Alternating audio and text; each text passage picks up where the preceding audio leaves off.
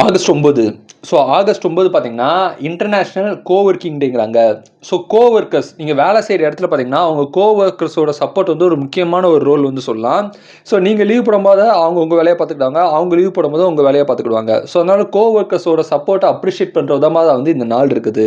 அதுமாதிரி இந்த நாள் பார்த்தீங்கன்னா international day of indigenous people டேங்கிறாங்க. ஸோ இண்டிஜினியஸ்ங்கிறது பார்த்தீங்கன்னா பலவிதமான பழங்குடியினர் மக்கள் வந்து இன்னமும் பார்த்தீங்கன்னா மலை பிரதேசத்தில் காட்டுக்குள்ளே இந்த மாதிரி பலவிதமான பழங்குடியினர் மக்கள் வந்து வாழ்ந்துட்டு இருக்காங்க. அந்த மாதிரி பழங்குடியினர் மக்களோட வாழ்வாதாரத்தை பாதுகாக்கணும் அப்படிங்கிற பர்பஸ்லாம் பார்த்தீங்கன்னா இந்த நாள் வந்து வச்சிருக்காங்க. ஆமாம், இந்த நாள் பார்த்தீங்கன்னா ஹோல்டு ஹேண்ட்ஸ் டேங்கிறாங்க.